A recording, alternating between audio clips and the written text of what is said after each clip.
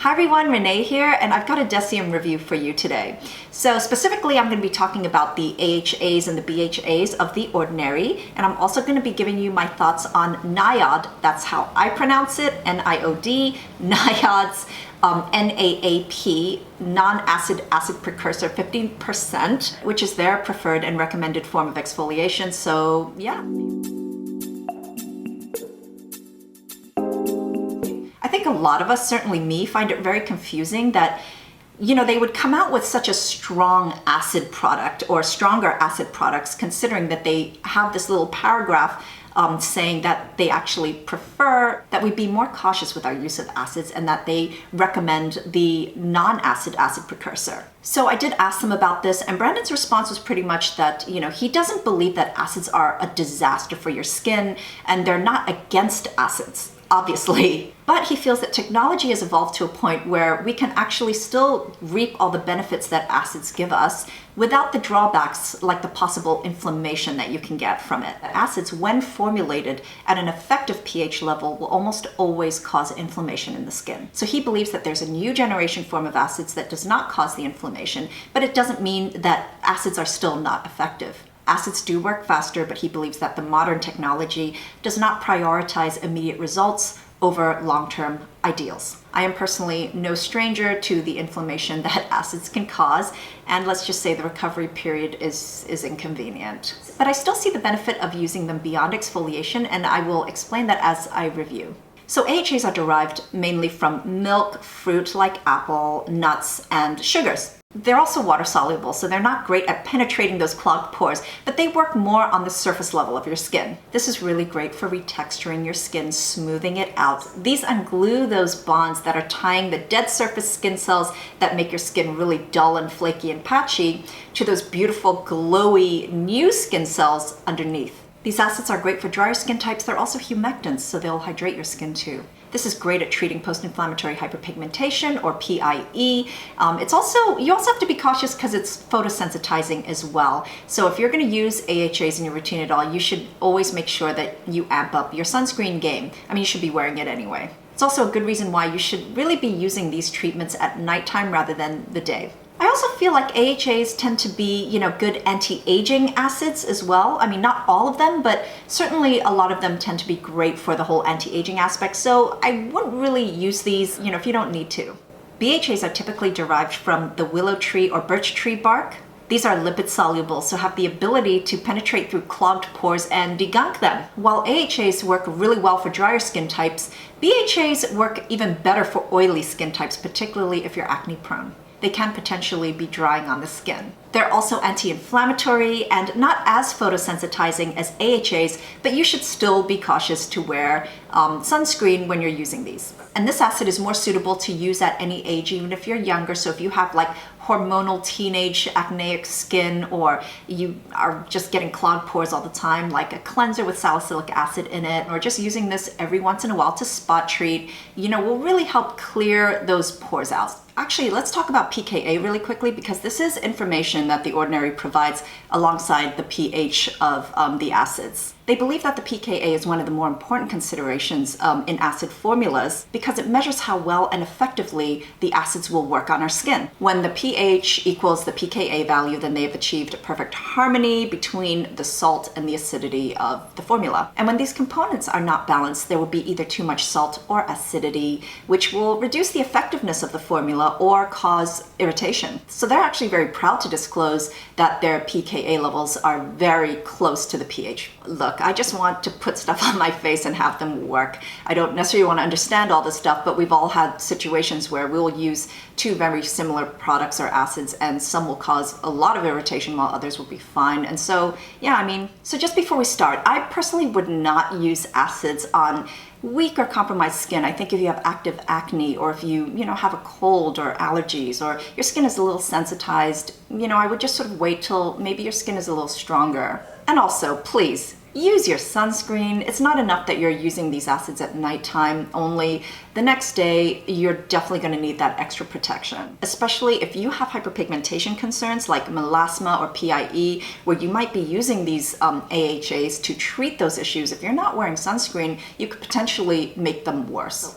So let's talk about this guy, the lactic acid 5% with hyaluronic acid. So I already reviewed this in the first part of my Ordinary review, which I will be linking. So if you want more detailed information about this or how I use it in my routine, then definitely go and watch that. So lactic acid is a gentler form of AHA. It's gentler than glycolic acid, which has been the most widely used form of AHA. This has a slightly larger molecular size, which means it doesn't penetrate as deeply as quickly and doesn't cause as much irritation to your skin. Personally, lactic acid and the gentler forms of AHAs like Mandelic are my favorites. They work far better for my skin, and I find that this 5% is just right for me. I feel like I could regularly use this and it's fine. This is actually a lot gentler to, I feel, comparable 5% lactic acid formulations on the market, and this is definitely a no frills formula. Even though it is a serum, it lacks a lot of the extra ingredients that other acid serums have, such as good genes and all of that, but I definitely find this less irritating than good genes. So you're not going to get all the additional skin perks, but for mild exfoliation and pigmentation and keeping that at bay, this works fine for me. So the 10% lactic acid is the only one that I didn't purchase because I felt like there really wasn't any need to. I have the 5%, I'm fine with that. I don't really feel I need to go up to a 10%. If you're looking for an AHA serum and you feel like 5% is not enough for you, then I would go to the 10%. But I figured I should throw this in just to make this a very complete video, but I also reviewed the Azelaic Acid Suspension 10% in my Ordinary review part 2. So Azelaic Acid is sort of the skin brightening AHA, and it's not as much about exfoliation as the others are. I go over all the virtues of Azelaic acid in that review and how it's often prescribed for acne and PIE, skin pigmentation, and it really helped people I know who have rosacea. And usually the prescription ones run from like 15% to 20%. So this is still pretty high at 10%. Unfortunately, I did not get on with this at all. It's just too mattifying, too silicone-y, and it was just too drying on my skin. So using this was kind of an uncomfortable experience for me. I definitely feel like this is way more suitable for oilier skin types. So let's move on to this, the Glycolic Acid Toning Lotion. This is different from the lactic acid products in that this is a toner. This is probably one of my favorite products from the Ordinary. This is one of the more impressive products, particularly for the price. I would say this toner, unlike most of the other formulations, is just not ordinary at all. I mean, besides the 7% glycolic acid, this also includes ginseng, aloe, rose damasceno water, as well as their wonderful Tasmanian berry extract. I mean, these are all ingredients I really love in my products. Performance-wise, I absolutely love this. I apply this right after cleansing, and I put a few drops on a cotton pad and then swipe over my face. This is the one time that I don't sort of pour it in my hand and pat it, because I want a good sort of even controlled layer going on. With the Pixie Glow Tonic, I didn't get any sort of tingling or anything like that. With this, I definitely do, but not when I first apply it, which is strange. It's actually like a slow tingling that develops after I apply, but it's not by any means intense. So a lot of you have been asking me what I feel the difference is between this toner and the P50. Immediately I can tell you there is no pungent sort of vinegary odor to this toner, which actually doesn't really smell like anything. But this is actually way stronger. It's not for the faint of heart in my opinion. You can feel it the minute you first apply it. You can feel the tingling, and this actually causes a bit of redness for me, quite a bit of redness. This is something that I definitely don't use daily. This I also don't use on a daily basis. I personally don't use any acids daily. With the P50, usually the next day when I wake up in the morning, my skin feels quite transformed. It's just very soft. It's like it's been peeled.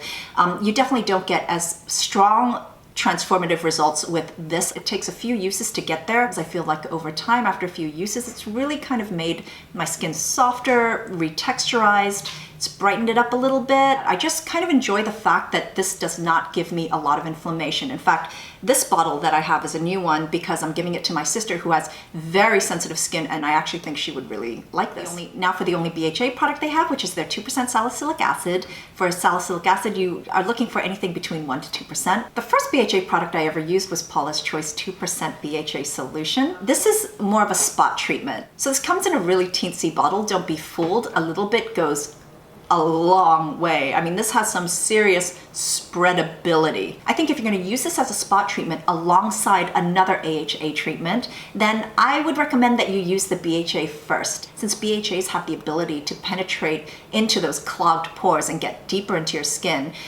you want to use this before the AHA, which tends to always stay and work more on the surface level of the skin. So where I like to apply this, or areas where I generate the most blackheads, it's definitely, of course, around the nose. I get a lot of congestion around here, but also the hairline is a big one. This really has helped at cleaning out the blackheads in my nose. When I apply it though, there's distinctly a tingling and cooling sensation. So there are times when it does irritate. I think a lot also has to do with the fact that they included witch hazel in here, which is not one of my favorite ingredients. It's just a little astringent for me, coupled with the BHA acid. Some of you are already more tolerant to witch hazel, and you might like that clarifying double whammy of 2% salicylic acid along with this astringent. Personally, I definitely would not recommend you using this on active acne though. I feel like it could be really irritating. Now for the AHA 30% and salicylic acid 2%.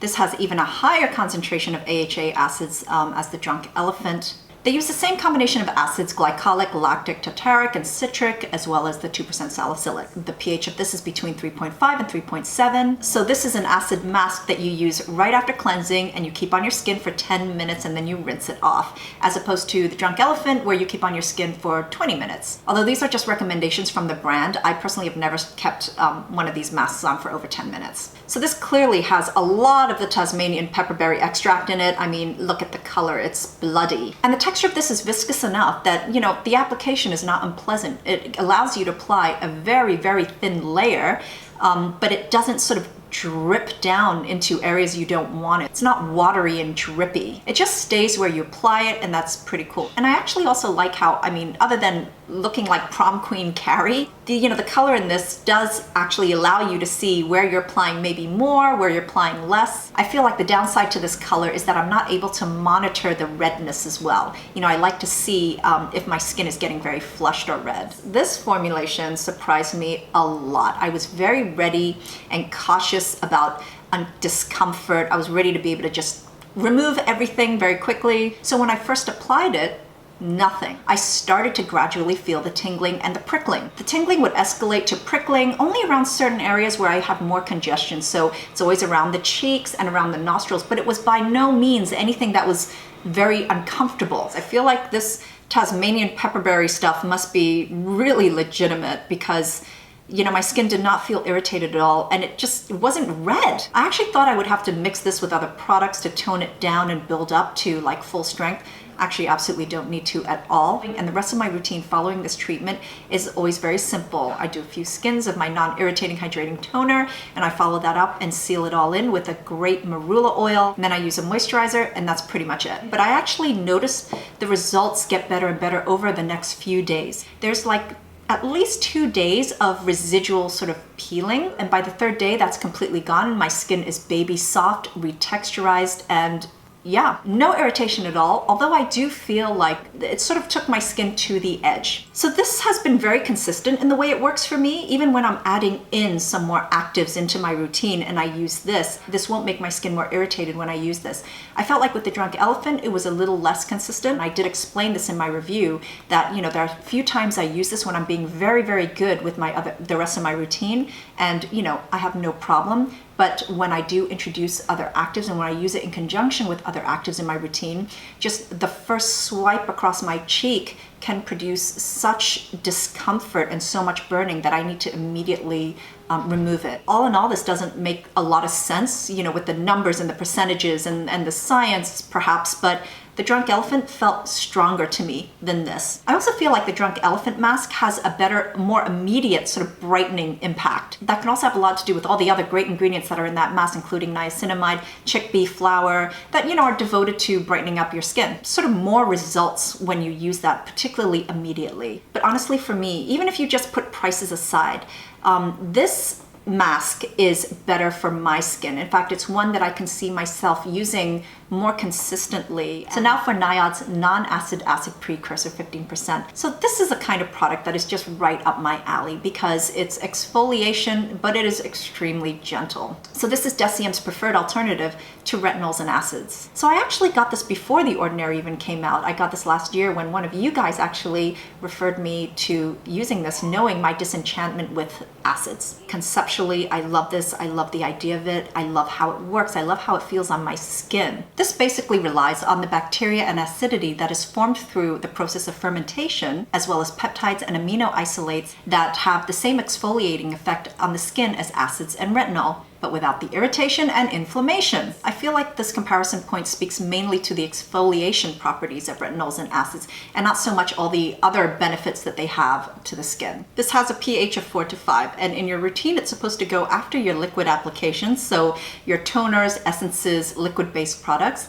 and right before your moisturizers, so oils and cream. The texture of this is a viscous serum that just feels so hydrating on your skin, but it absorbs to nothing very, very quickly. And when I apply it, there is that familiar sort of slight tingling that happens. And then for the next few days afterwards, there is a little bit of like flaking and peeling of the skin as well. The peeling is nowhere near in the same universe as when you're using a retinol. It's really not that bad, but there is a little bit of flaking of skin. In fact, I use this the same way I use acids, which is, not every day, but, perhaps every other day or 2-3 times a week. So Brandon says that these newer technologies care more about long-term ideals than short-term impact. The exfoliation side of it is definitely there, but it's really hard for me to tell at this point if it has the same, brightening abilities of AHAs or pore degunking properties of BHAs, or even the sort of eventual sort of turn back time lifting properties of retinol. I feel like for $55 they could have put this in a pump, which would have been a far more appropriate dispenser, to be honest. So guys, that's it for my review, and as usual, I would love to hear about your experiences with some of these products if you've used them. It's always so interesting to me to see how different everyone experiences the same product, even within the same skin types. But thank you so much for watching, and as always, I'm wishing you great skin health. Bye.